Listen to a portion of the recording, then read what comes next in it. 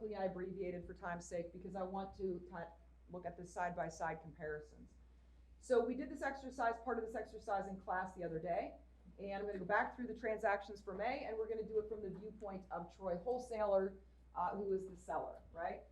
So we want to focus on the pieces of the transaction on each date that talks about what Troy's doing. Excuse me. So Sydney accepts delivery of $40,000 of merchandise it purchases for resale from Troy, invoice dated May 11th. We already talked about the terms. The goods cost Troy $30,000. Sydney pays $345 to express shipping. We already decided that that is only a transaction that impacts Sydney, right? Because they paid for the shipping, they paid it to the shipper, whoever that was, FedEx, UPS, I don't know, some kind of freight liner, whatever the case may be. It has nothing to do with Troy, okay? But on May 11th, what is Troy going to record the sale? First of all, how many journal entries should you be looking for here? Well, just for the May 11th one. Just 2, right? Okay, so you guys have the paper that I gave you that helps you to record the sales and the purchases. If you're trying to do these without it, I don't understand, unless you think you know it well enough, right? Does anybody know it well enough just yet? You're gonna have to be able to do this on an exam. Would you like to be able to use this paper? I'll think about it. Okay, what do I debit and what do I credit for the first journal entry? Debit account receivable. Yep. 40,000. Okay. And you credit sales. Yep. Okay, so let's stop there for just a second. I know we're not quite done, but do you see how these two match up, right? Receivable, payable, right? And so I am going to do this over here because I want to keep track of what my customer owes me, right? I'm going to keep track of what my customer owes me, all right? Okay, does everybody understand? So if I'm buying, I'm going to have to pay Troy in the future. Troy gave me the merchandise without asking me to pay for it, so they're going to expect to receive something from me in the future. Does that make sense? Okay, what's the second half of this journal entry here? We're going to debit cost of goods sold for 30,000 and credit for commission for 30,000. Exactly. And what that means is that the merchandise that Troy sold to Sydney cost them $30,000 when they bought it, right? They turn around and sold it to Sydney for $40,000. Why they do that? Well, they want to make some money. And right now, profit is what? $10,000, assuming that nothing else happens after this, which we know is actually not the case. But so we had 2 entries here. We have 2 entries over here, but that's only because of shipping. They don't have anything to do with one another. And then on May the 12th, Troy says, yes, okay, you want to return something? Not a problem. You can return it. So now I need the journal entries for the return for the seller. So looking at your paper, or if you did this, hopefully you did this, what are my 2 journal entries? What's the first one? Sales return allowances, 1,400. Okay, I'm going to debit sales returns and allowances for 1,400. Credit accounts receivable, 400. Credit accounts receivable for 1,400. Yeah, actually, let's do this. Let's go back here. Let's do sales.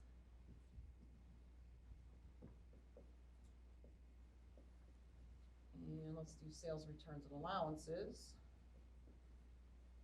What kind of account is sales returns and allowances? A contra revenue. Yeah, so the signs, contra means to work against. So the signs are the opposite of sales because this is going to reduce sales, right?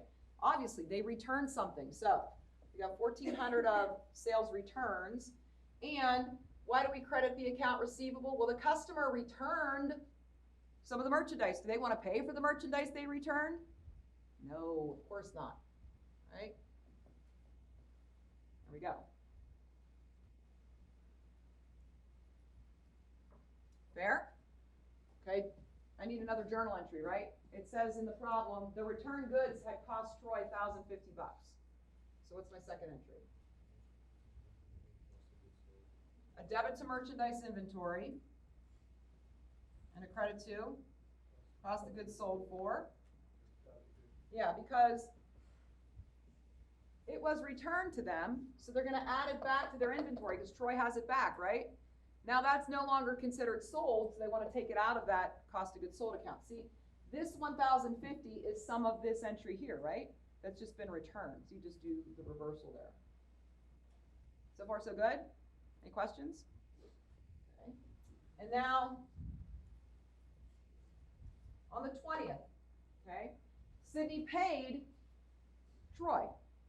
We already did the journal entry for the payment, and in this case, Sydney is clearing out their debt, right? They got to take the discount. The check that they wrote was for $37,442. I already did all those calculations the other day, right? I don't need to do them over here because they're the same numbers, aren't they? Of course, they impact different accounts. So what is Troy receiving? Cash. How much cash? Yeah, we just said that, you know, the check was for $37,442. It's not for the full $38,600. Why not? Because we said they could take a discount, so what do we debit that to?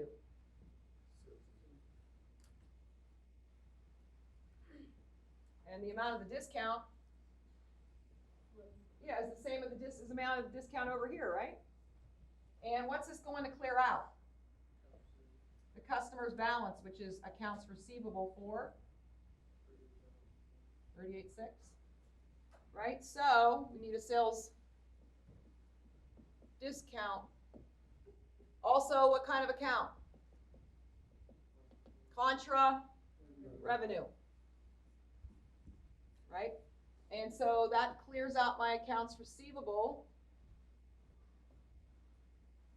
And can you see how this is really the opposite of this, right? Just two different viewpoints. The numbers are going to be the same on both parties' books. But if you're the buyer, the journal entries are on the left. If you're the seller, journal entries are on the right. Does that make sense? How'd you guys do with that one? So it's important before you even go to your paper, who am I? Or who am I doing the journal entries for? Am I the buyer or am I the seller, right? That's what you have to decide before you keep going. Now, this isn't part of the question, but I'm gonna ask it anyway. Oh, and by the way, pay attention to the margins because, look, it says that your cash amount is $37,442. And that's the cash amount for the buyer and the seller, right? What's being paid and what's being received. So you got to look in the margins there. That sometimes helps kind of let you know if you're on the right track. So someone tell me what's net sales?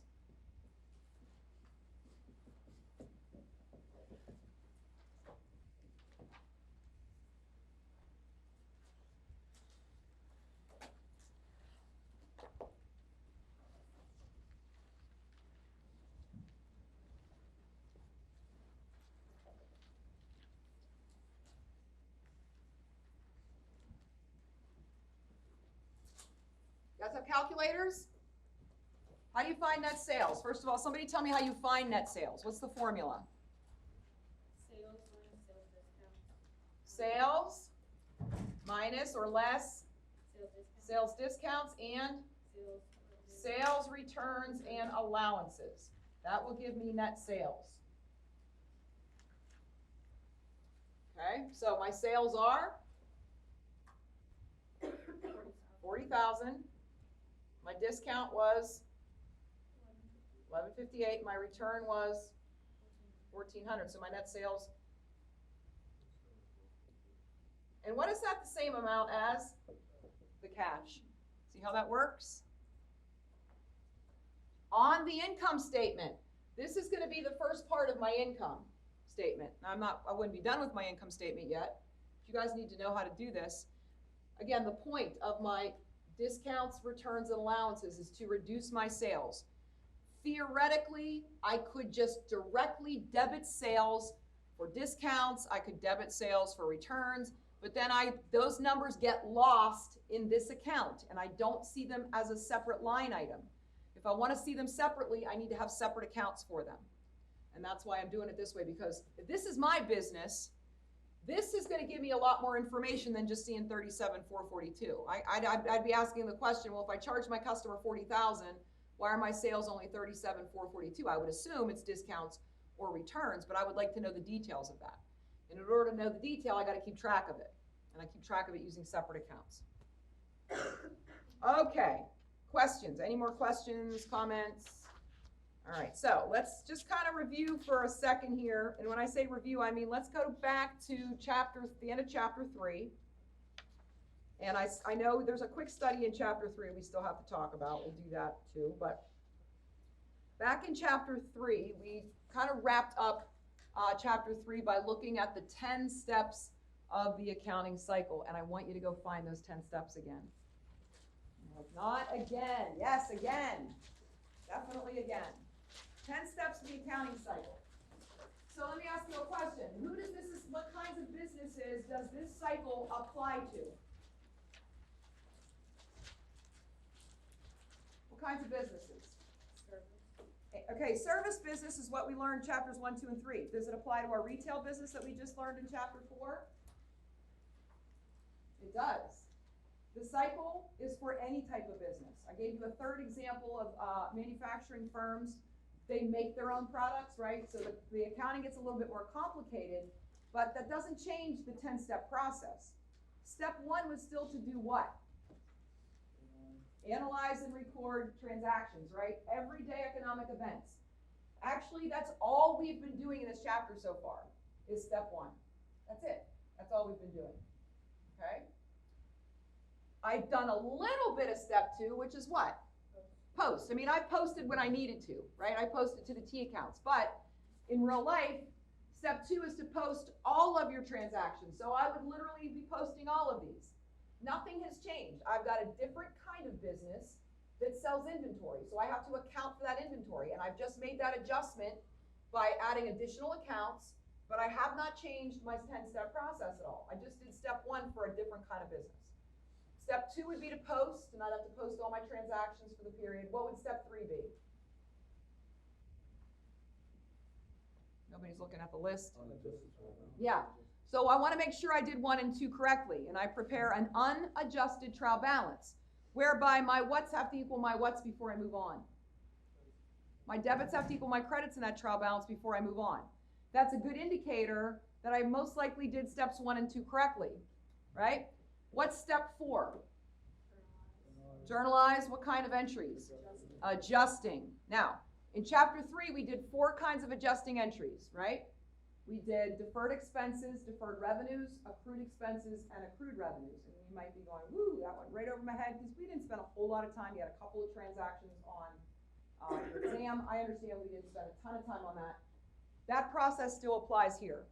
However, we have one more adjustment that is the result that I didn't have with the service business, but that I have to take a look at in my retail business. So I'm going to add one adjusting entry that we didn't have before, and that's what I want to talk about just briefly. Won't spend a lot of time on it. I'm going to give it to you though here, and we're going to take a look at it, okay? So it's called inventory shrinkage. And all it means is that, look, at the end of the year, when I'm doing my financial statements and I'm doing all of my other adjustments, my insurance, my supplies, my unearned revenue, my salaries, anything that I have to adjust. This is just one additional consideration that I have to make for my retail business. So let's talk about that. In my retail business, and we're going to get more into this idea in a later chapter, but in my retail business, what's my largest expense, guys? Cost of goods sold. Very, very good. So my merchandise inventory, remember, when I first buy my inventory, it's an asset because I own it. Correct? I own it. It's an asset. So we talked about the fact, when we make purchases, we debit merchandise inventory. When we sell merchandise inventory, when we have a sale, we take it out of there. That happens all year long. Things come into my business, put them on the shelf, they go out, I sell them. When they are sold, what do they become? They become an expense, and that's that cost of goods sold, right? Because remember, it becomes an expense when I no longer have a benefit of that item. Well, if I don't own it, I don't have the benefit anymore. And I paid for it, I had to pay for that stuff. So it becomes an expense when it is sold. So look, a sale really generates this debit here. Okay? At the end of the year, I have this balance in this merchandise inventory account. And I'm not using numbers, just words for now. And my computer will say this is how much inventory you have. But I am required to walk around and physically count my inventory. How many of you, maybe ask this question. I teach classes that have this topic in them at different sort of depths of levels of difficulty. So forgive me if I'm asking this question again, but how many of you worked retail? I know, yeah, I did ask this question because you said you worked retail, right? You ever do a physical, oh, and I think Grayson may have said it too. You actually walk around and you physically count everything. Why do you do that? Because just because your computer says you have X number of something doesn't mean that's how many you have actually on your shelf. Why not? What could happen? People steal things. Things break, right? Maybe when you're unboxing stuff and you're putting it on a shelf, if you work there and you drop something, you break it. That stuff doesn't always get adjusted in this account. So this ending balance has to equal your physical, we call it a physical count. Literally, physical, I don't know what word I was going to write there. Literally walk around and count, and everything you count has to add up to the value of what's in this account. If it doesn't, you've got to make this balance equal this count. If I say I have $10,000, let's just put some numbers here. Let's say I have $10,000 of merchandise inventory. I have shoes, $10,000 of shoes in my store on December 31st. That's what my computer says I have. I close my store down, and on January 1st, I go around and I count, or let's say December 31st, I go around and I count all my shoes and their value. And I come up with a value of $9,900. Well, I'm going to say to myself, well, somebody must have put a pair of shoes on and like walked out of my store or something. I don't know what happened to that pair. In any event, this has to be $9,900 down. I don't have a choice. GAAP, what's GAAP? Generally accepted accounting principles say that this balance has to match what I actually have on my shelves. What do I need to lower this account by? How much? $100, okay? And anytime, what do I assume about my inventory once it's no longer in my store? Where did it go? It went to the expense account, right? In this case, I have to do an adjusting entry.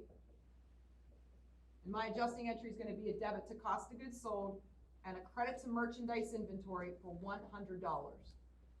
So let's just say that there was like, $4,000 already in my merchandise or my cost of goods sold account. Now I add another 100 here and I take away 100 here. That brings this account balance down to $9,900. This takes my expense up to $4,100. Why is my expense increased? Because somebody walked out of my store wearing a pair of my shoes that they didn't pay for, and I did. So I have to eat that expense. Does that make sense? This is my adjusting entry then, and we call this inventory shrinkage. Why? Because I have less shoes. My inventory amount shrunk. Literally, that's why we call it inventory shrinkage. So that's what this is the adjusting entry for, and it's on your screen. Okay? It almost never goes the other direction, but that's all you got to pay attention to there at the top, shrinkage. You do not have to pay attention to what is below that. I guess I could have deleted it, but I didn't. This has to do with new revenue recognition rules that if you move on to intermediate accounting, I will be telling you about in that class, but not in this class. So you can ignore this part. This is the only part that we needed. So that's the additional adjusting entry that we have to make. So far, our 10-step process has not been interrupted by using a different kind of business. We just keep going with the flow. So we do adjusting entries. We have one more to add in addition to the other 4. We make this adjustment too. After I journalize my adjusting entries in my cycle, what's step 5?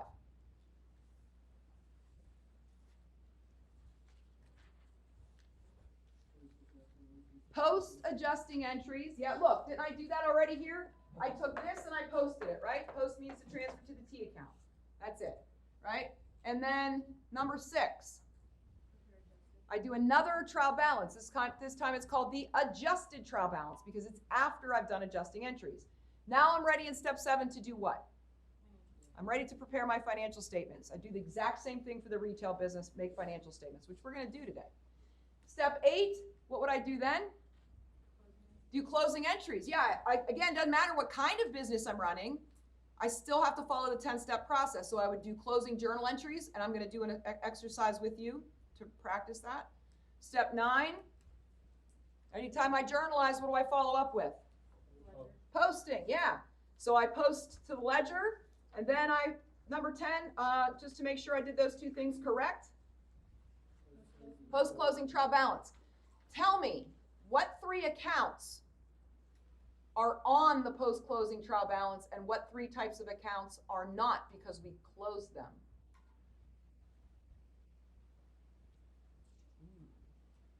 If you have to go back to your notes, remember I said, I don't expect you to remember all this, but your notes on closing entry should tell you. What accounts get closed? What's closed mean? Set to 0. Yeah, we zero them out. Who remembers what accounts we zero out? Thank you. Revenues, expenses, and dividends. Very good.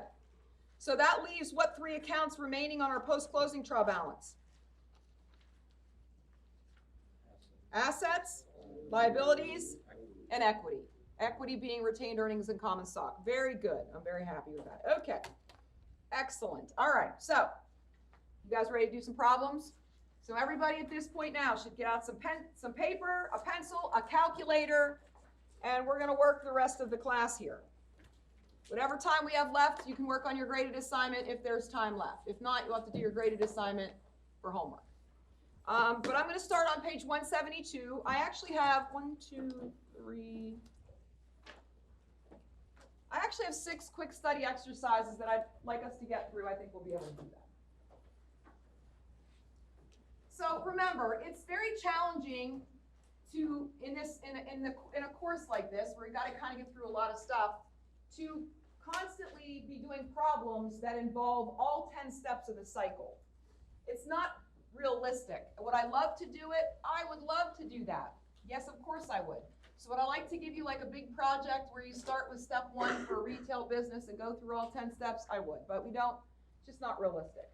So we'll do bits and pieces of the cycle, but I always like to pause and make sure that you know what part of the cycle you have to assume up to a certain point was already completed, and where we're kind of stepping in and doing a certain part. So keep that in mind as we go through these. I will try to highlight that as we go through. Okay. All right, so I think I said the page 172, quick study 411. Now it says, Nixit Company's ledger on July 31st, its fiscal year ends, that's the end of the year here, includes the following selected accounts that have normal balances. So in other words, these are all the numbers from all the T accounts, just in a list. So merchandise inventory is an asset. You assume this is a debit balance. Retained earnings has a normal balance of what?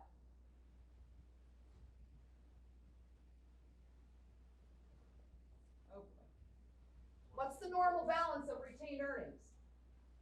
You guys don't know your debit and credit rules, get your paper out, put the debit and credit rules on it, and look at retained earnings. What side is the plus on? The credit side. That's the normal balance then. You might want to jot that down. Dividends. What side is the plus on for a dividend in your debit and credit rules? The debit side, so that's the normal balance. Sales. What kind of account is sales? What classification? Revenue. So the normal balance of the plus side for revenues is credit. There we go. Sales discounts is new. I just erased it. Sales discounts is a contra revenue.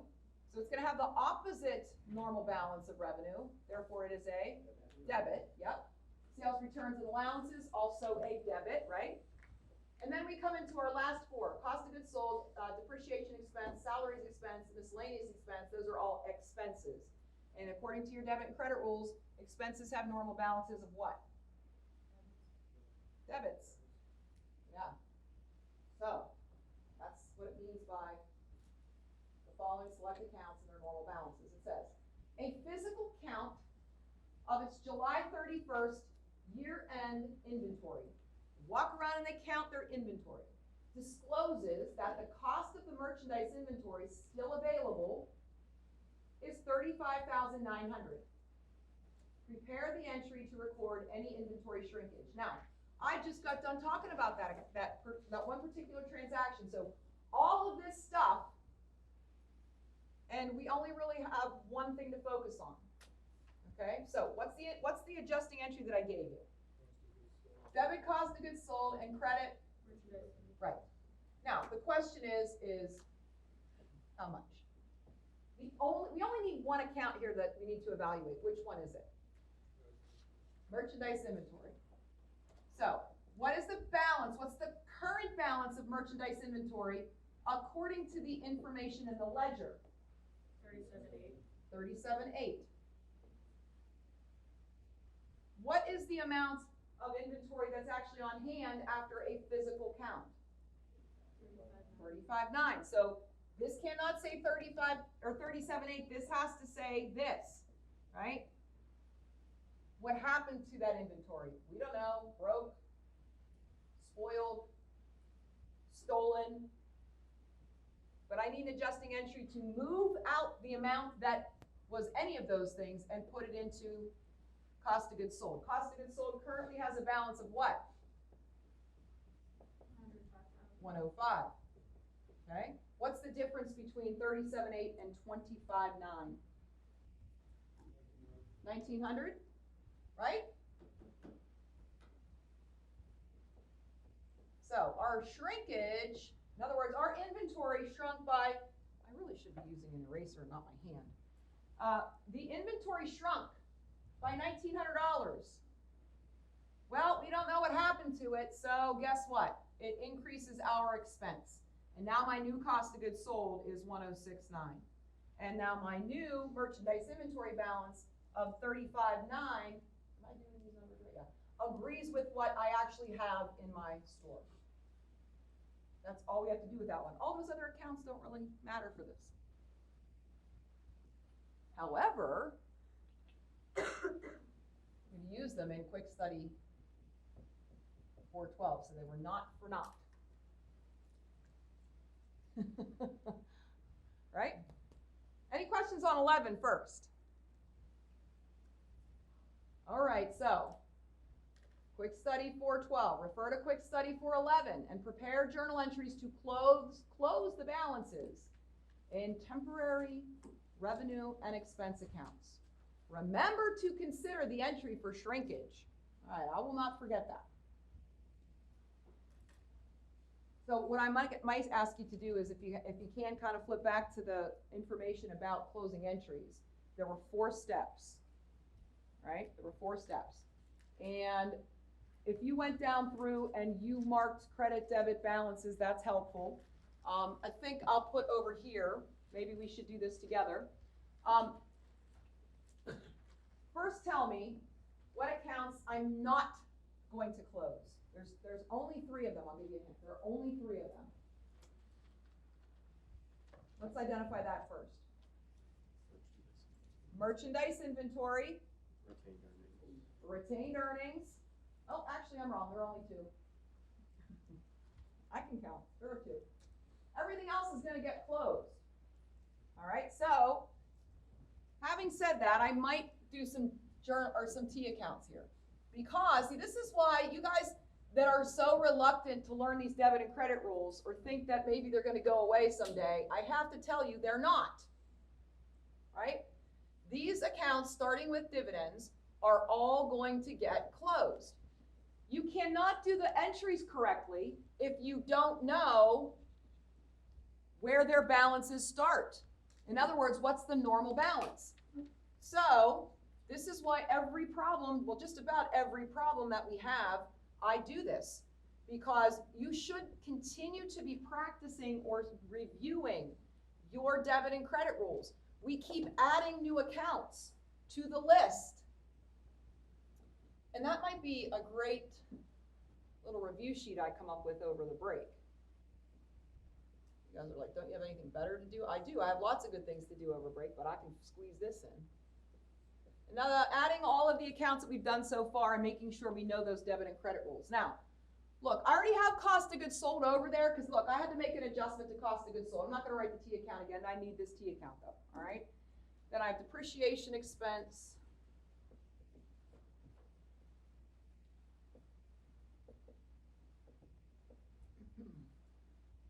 There is a ton of information that we're learning in this class. if you're able to remember all of this without reviewing, you're special. I haven't met very many people like that. You have to keep reviewing it. But I can't do that for you. I can kind of yell at you to do it, but I still can't do it for you. Some of you that did the quick study exercise only did the T accounts. You didn't do the journal entries. So make sure you understand there are two parts. Journalize first, then post. All I am doing here is I'm establishing what the normal balances of all these accounts are, and they will be impacted by my closing entries. So my closing entries, that's what we're doing here, closing entries. Did anyone go to their notes and find the rules for closing? What's step number 1? Close revenue to income summary. Okay, everybody, which one of these accounts is my revenue account? I only got one. Sales. This is my revenue account. What's the balance? 160,200 credit. How do I make it 0? I'm going to debit sales for 160,200. What am I crediting? Income summary. That's a temporary account. I only need it for this purpose. So I'm going to make a T account here for income summary.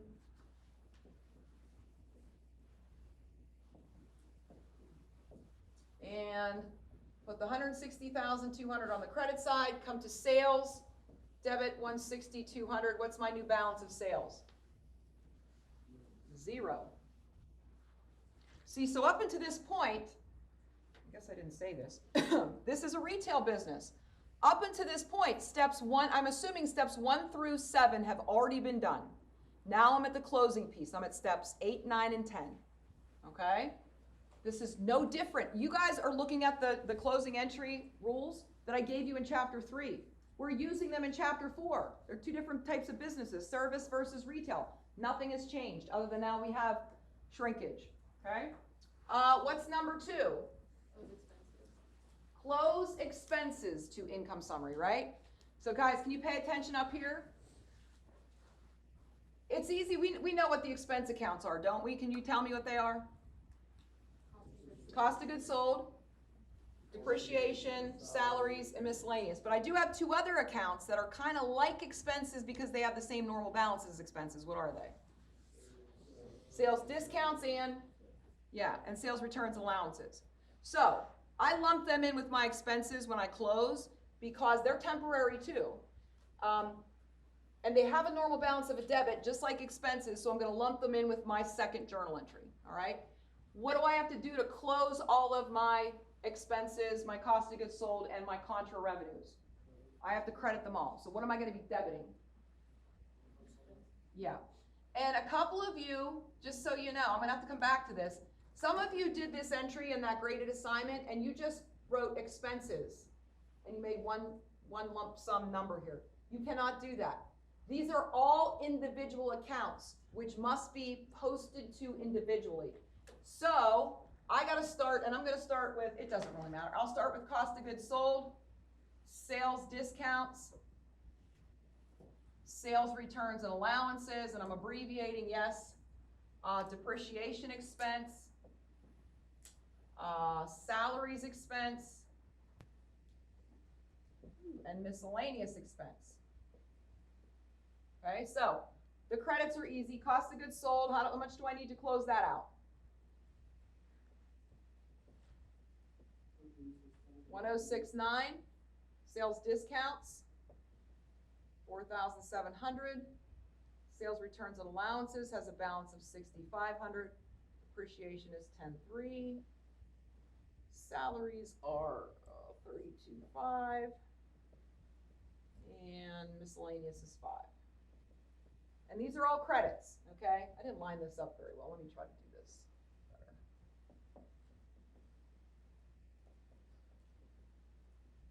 So if this is my debit column, this is my credit column. There we go. So somebody add those up for me.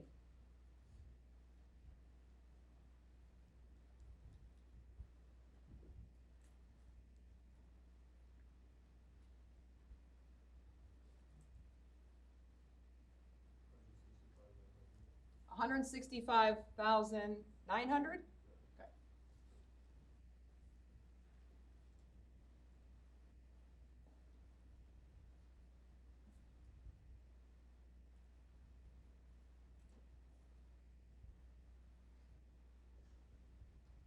All right, so I'm going to post because that's what we do next. All right, and that means that this is 0 over here.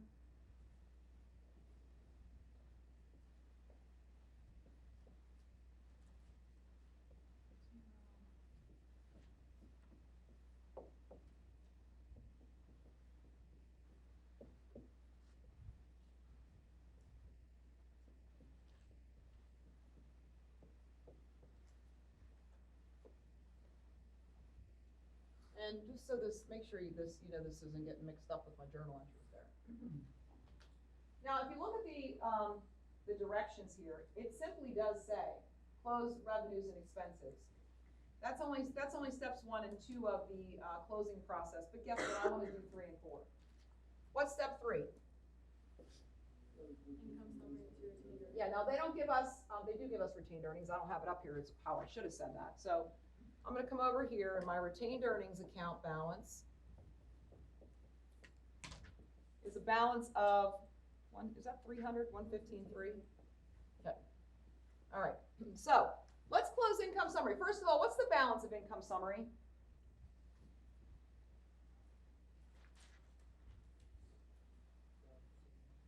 $5,700 what?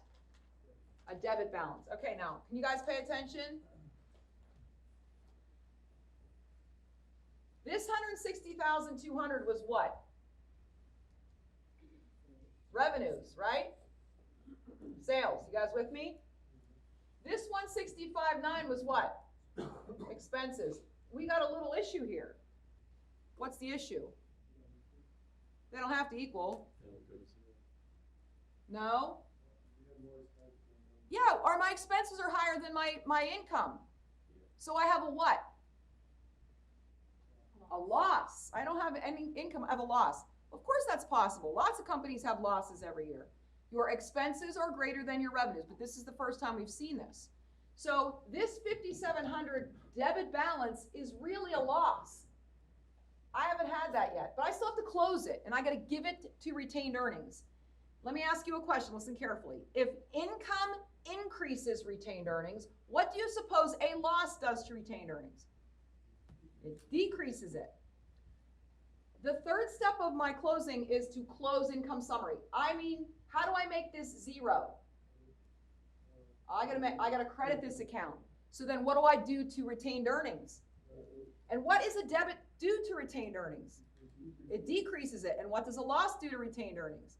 Yeah, so this is little different than what you had before. So we're gonna debit retained earnings for 5,700 because we have a loss, and we're gonna credit income summary. Companies most definitely can have losses. We don't have losses very often in this class because you're kind of just learning, right? And that's unusual at this level to have a loss, but it happens. And we're doing closing entries, we might as well keep it going here. What's the last account that I'm required to close? Dividends. And, oh, I did write the dividends account up here. And what do dividends do to retained earnings? A dividend is a withdrawal. Yeah, it decreases retained earnings. So if I want this dividend account to be 0, what do I got to do to it? And what am I going to debit? Yeah, so retained earnings is going down now by another 7,000.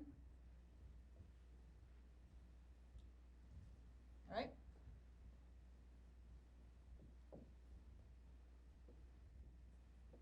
The good news is I had plenty of retained earnings left to cover my loss and my dividends, right? So what's the ending balance of my retained earnings? Well, I'd have to do it here.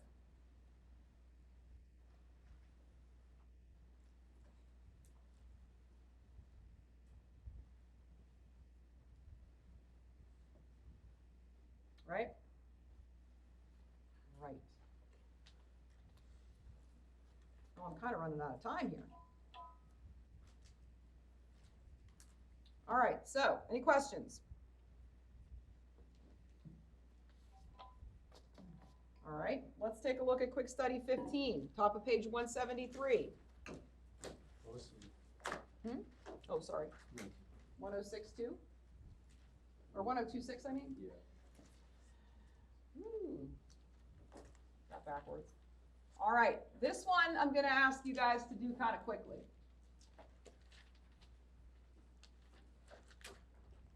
Actually, and I'm gonna skip, I know it looks like I was gonna have you do 16, but I changed my mind.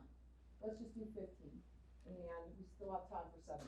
Okay, so Vitamix reports the following information for its year ended December 31st.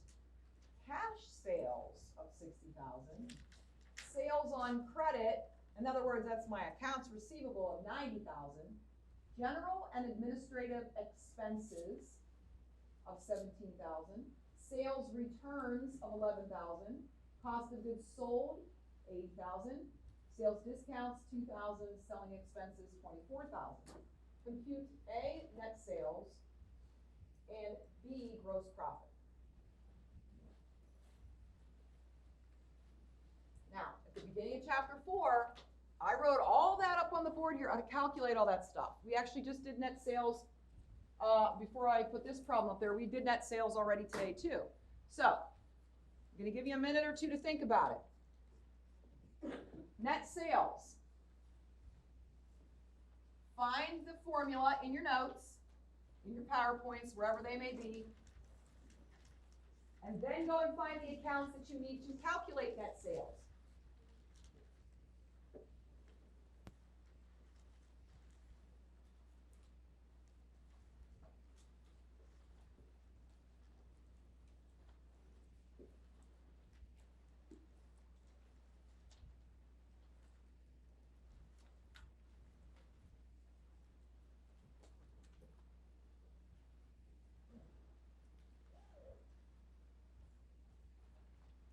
Okay, at least someone tell me what the first number I need is.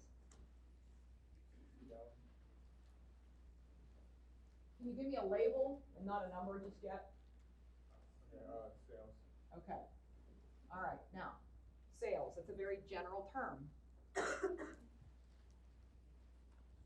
What kinds of sales? All kinds of sales. Does it matter if they're cash or credit? It doesn't. So, what's that number now? 150. Yeah, so the 60,000 plus the 90. Yeah, I didn't want to make sure we got that. So sales are 150. Okay. What do I subtract from sales to get my net sales? All right, so let's start with sales returns and allowances. Do I have any? Okay. And I just even if I don't, I'm going to write that out because it'll just be 0 if I don't, right? What are my sales returns and allowances? Oh, yeah, 11,000, okay. So you guys found that much faster than I did. What else can we subtract? Discounts. Do we have any of those? 2,000. All right. And that gives me net sales of 137.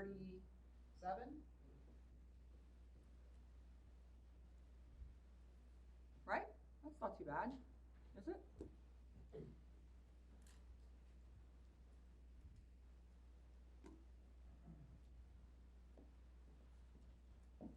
What do I subtract from net sales to get my gross profit? So we're going to subtract because the next part of this question is to find gross profit, right? And so the way I'm setting this problem up, and actually I'm going to make this even simpler. Look, here's the answer to A, net sales. I should do it this way. And then the B is my gross profit. So what are my cost of goods sold? 80,000? Yeah. 80, okay. So what's that leave me with? All right.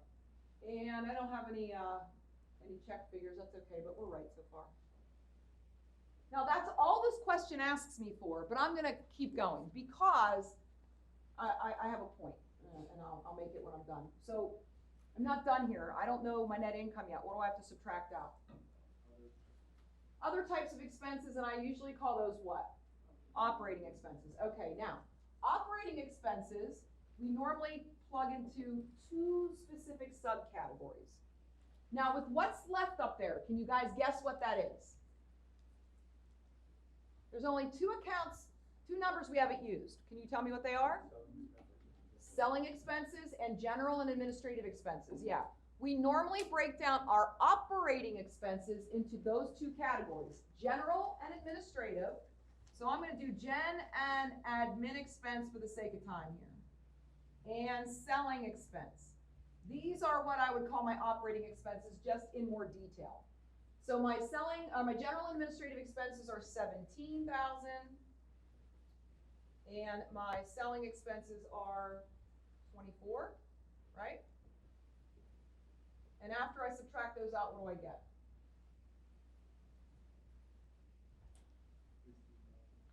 What is it, 16? I didn't do the math in my head. I'm relying on you all. Yes. Okay. Yeah, 57 minus 41 is 16. There you go. And there's my net income. So what we call this here is a multi-step income statement. Multiple step income statement, which I was going to actually do in quick study 417, but I'm out of time. So I just did it here with these numbers. Why do you suppose it's called multiple step?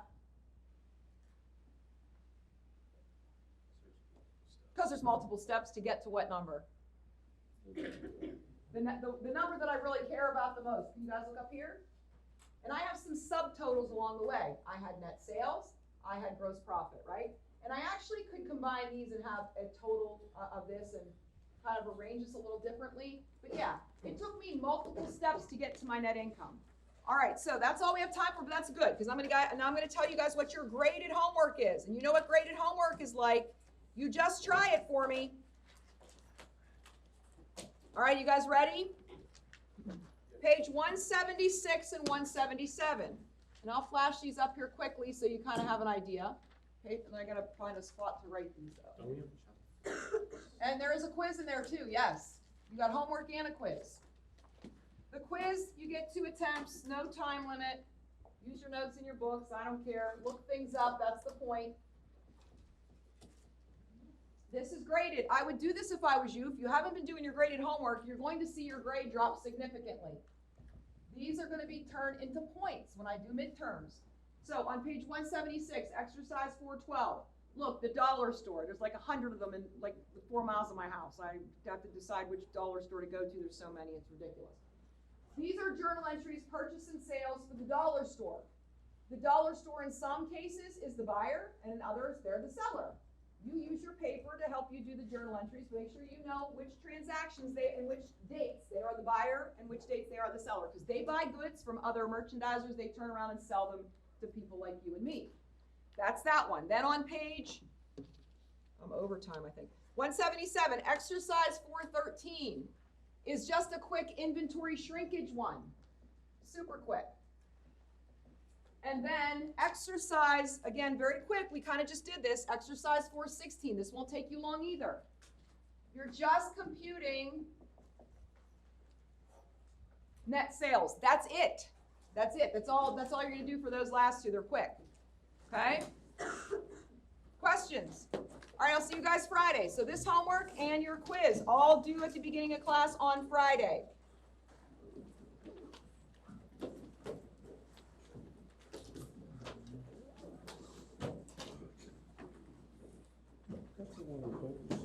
Yes.